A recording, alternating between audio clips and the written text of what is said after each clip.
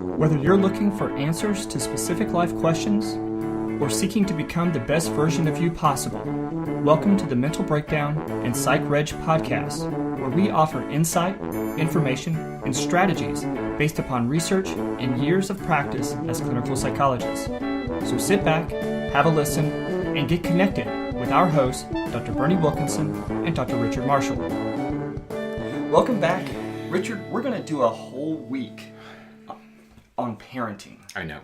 We're going to talk about different aspects of parenting, different things to think about with parenting. This is going to be a good week. It's going to be a fun week. We're doing every day. Every day. We're going to do something about parenting. That's right. And this would be advice for parents, babysitters, grandparents, teachers, anybody who deals with kids. Yeah. Okay, so not restricted to parents. No, but it's all about, they're all going to be about kids and how we raise kids and just a few things that we need to think about with kids. There's another reason why I'm pleased that we're doing this. Mm-hmm. I'm working on chapter 8 of our book. Yes. And it's all about attention. The final how much attention. Chapter of part 2. On the chapter on attention. So it was helpful, now that I'm in the final stages of those 4 chapters, it was helpful to read these articles because there's not only good information, they provide good information, but it's consistent with much of what's in our book. Mm-hmm. So that's a good thing. Good stuff. So we know we're in the right arena. Yeah. As it were. Well, we're going to start out talking about sleep. And now we wrote our article, our column for the Ledger. Right. Yes, that came out yesterday on Sunday, July 30th. It was all about sleep. Mm-hmm. And so we're going to talk about sleep today. And we're talking about sleep because it's we're ready, at least in the South, we're ready to begin a new school year. I've noticed that in some states, school still doesn't begin until after Labor Day. Yeah. I looked up a school district in New York recently, and they don't start until after Labor Day. Right. Our school K-12 students start in about 2 weeks. August 10th. Yeah. And so we always encourage parents that as you approach the beginning of school, that you begin to get your children back on their school sleep schedule rather than their summer sleep schedule. Absolutely. Mm-hmm. So that article did appear in the Ledger. Yeah. Mm-hmm. And so this is sort of a continuation of that discussion. Absolutely. And now this is from an article that was published on psychologytoday.com, and it's entitled "Optimal Sleep Times for Children and Adolescents," and it's written by Dr. Joseph Buchholz. He's the director of school psychology program at Auburn University. Another school psychologist. That's right. And he reviews an article or some studies that talks about sleep time, and with some pretty fascinating results. These are intriguing results because he begins the article by asking the question that all parents ask: what's the optimal amount of sleep? Right. Well, that's what everybody asks. You know, how many hours a night should my kids sleep, or how long should my kids sleep? And he introduces this notion that, well, let's step back and consider other aspects of sleep that may also be important. Right. So basically, this was a study done that looked at how many hours per night students were sleeping, and then the effects, primarily focusing on academics and social relationships. Right. This is a study, I think it was done in Australia, and it's a large number. Right. I mean, I was surprised, like 421 or something like that. And they studied 15-year-olds, and they wanted to see if there was some way to. Let's talk about dose response. Right. Okay, because what he says is that we need to consider other aspects of sleep in addition to how long somebody sleeps. And he said one of the ways that we should be studying sleep is the same way we study medication effects, and that is a dose response study. Right. Dose response is what is the optimal amount of a medication to get the most therapeutic effects? Because after a certain point, too much medication creates side effects. Right. And he says the same thing occurs with sleep. Too little isn't enough. It's not therapeutic. too much sleep might be problematic. Right. Because too much sleep is associated with things like depression, sort of. And so then he cites this study from Australia that uses a dose-response model. So it's a fascinating study. Yeah. And so basically they found that the amount of sleep, the amount of what the sort of threshold for optimal sleep depends on what you're looking at. That's right. When you say what is optimal, well, it depends what area you're looking at. And that's what I love about this study. Absolutely.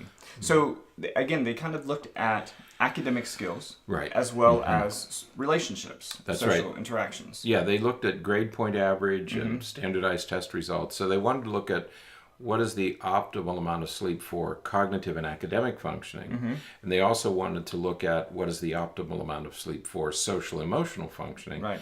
And they added a third about, I think, physical health, but they didn't really report this study. This article doesn't report on the health effects. So they looked at two things, academic performance and social emotional well-being. Yeah. And so very quickly, the results.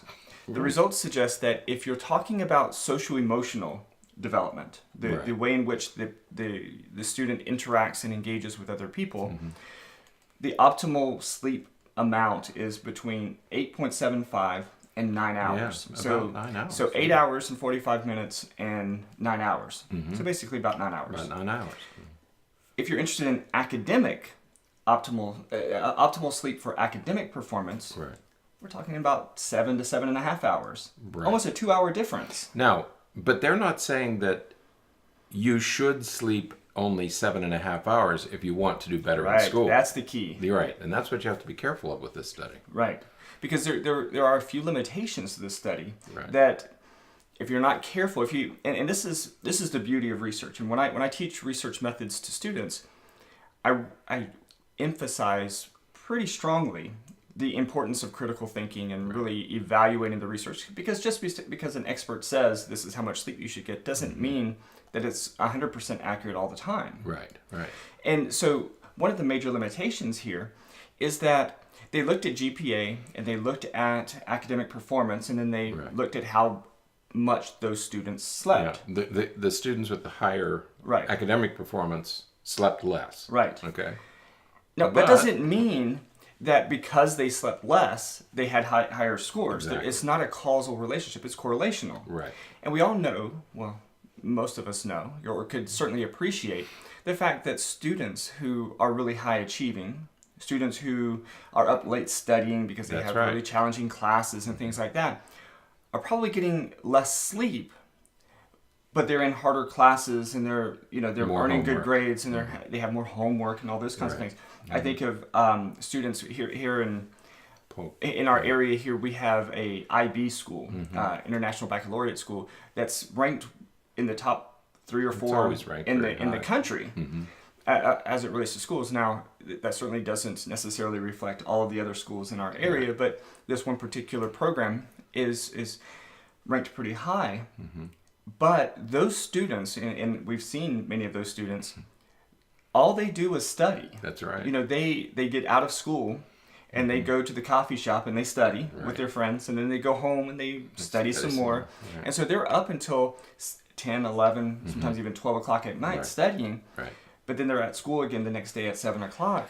And so they're not sleeping much, but they're receiving good grades. That's right. Their academic achievement scores are higher, but they're sleeping less. So you have this subset of students who are high academic achievers who are probably sacrificing some amount of sleep in order to get all the work finished. Right. Now, let's think about that as it relates to the other data as well. Those students who are really academically focused are probably not spending a whole lot of time in social engagements. They're not going to parties, they're not interacting, they're not going to the football games and those kinds of things. They're going home to study. And so they're staying up and studying, while the people who perhaps are more interested in the social aspect are interacting with their friends, and then they go home and sleep, and then they get up the next day. Because they're not, these are sort of assumptions or sort of extrapolations that you can make from this data, but they're not necessarily going home and spending hours and hours studying like the really high achieving students are. That's right. So you so what he's saying is you probably sacrifice some social emotional well-being for these grades. Right. Okay. So just know that you're making that trade-off. Yeah. Right? That's what's important.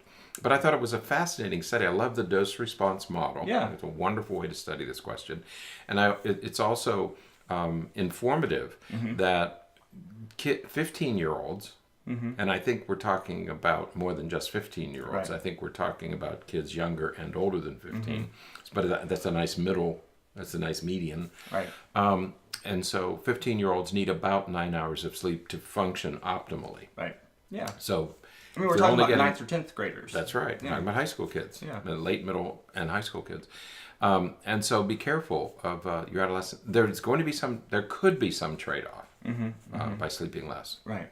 And again, this is aggregate data. So there are students who got a lot more and had high academic scores, and there are students who got a lot less and had high social emotional scores. Right. So it's not this. You don't want to be so rigid in thinking, okay, my kid has to have this number of hours of sleep, unless that's what your child needs.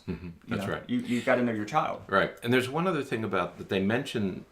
They don't emphasize it, but they sort of mention it at the end, and that's the variability of sleep. And I think that's another thing that we should caution our children about is that it's really not a good thing to sleep 5 hours one night, 8 hours the next night, 3 hours the next night, 7 hours the next. Try to keep it at 8 or 9 hours a night, because variability, the length of time you sleep each night could also have an impact on these measures, and that includes the weekends, guys. Right, that's that right. Includes the weekends. Yeah. The idea of major shifts in sleep habits and everything over the weekend always bothers me. Right. That's the idea that you have to be in bed at 8 o'clock on a school night, but on the weekends you can stay up as late as you want, or stay up until 3 or 4 o'clock in the morning and then sleep all day, and that throws off your circadian rhythms. You can't be careful about those things. Absolutely. So, all right. Yeah, very good. I'm glad we ran into this one,